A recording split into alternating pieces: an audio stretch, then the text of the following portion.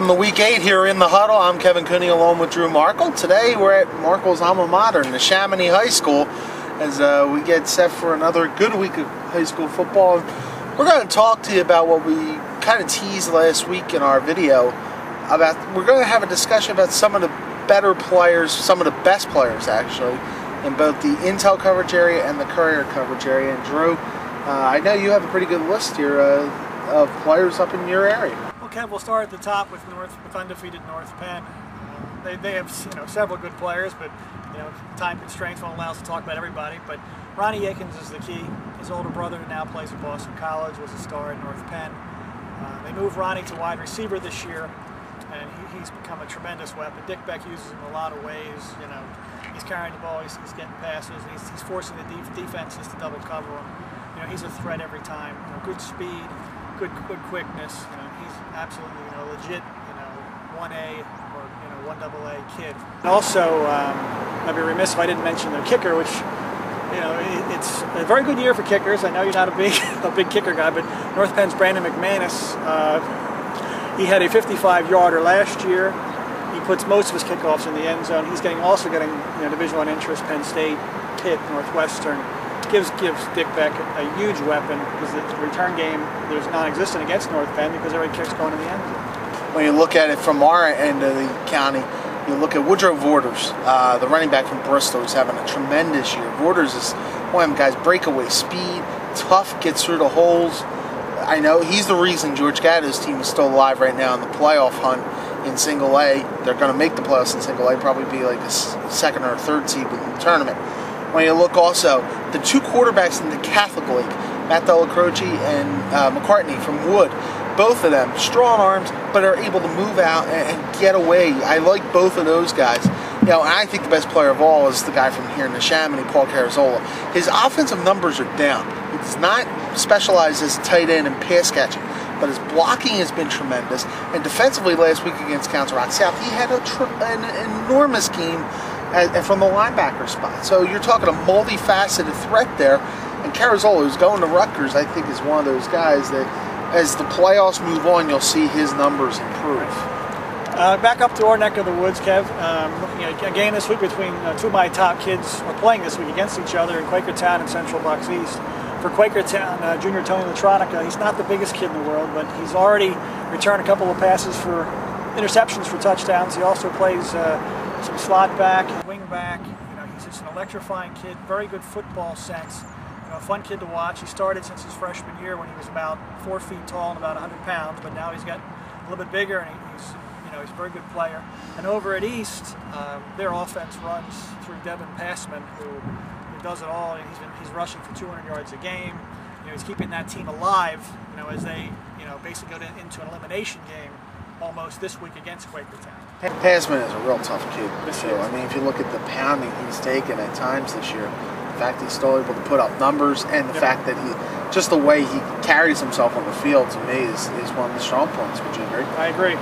All right, 3 weeks remain here in the regular season, so it's kind of really time to look at the playoff picture in a little more detail. And Drew, obviously, North Penn right now, especially after Ridley's loss last week, you got to figure that North Penn is going to be the #1 seed in this tournament, don't you think?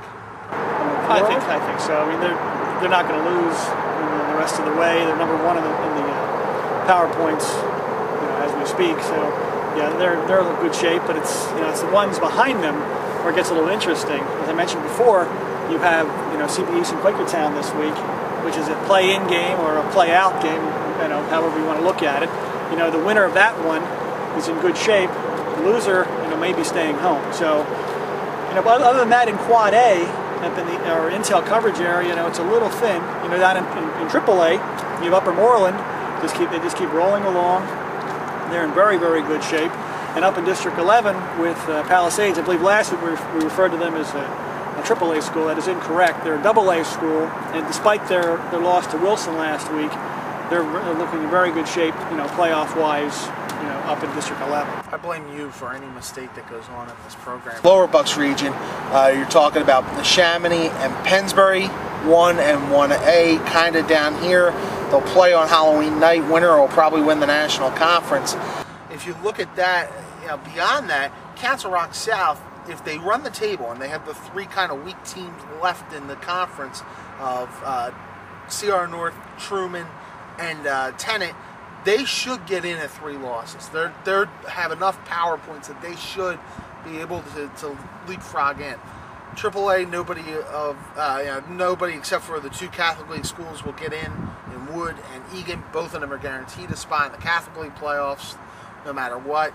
And then in Single A, obviously, you're going to have Bristol, who is going to be a 2nd or a 3rd seed, probably.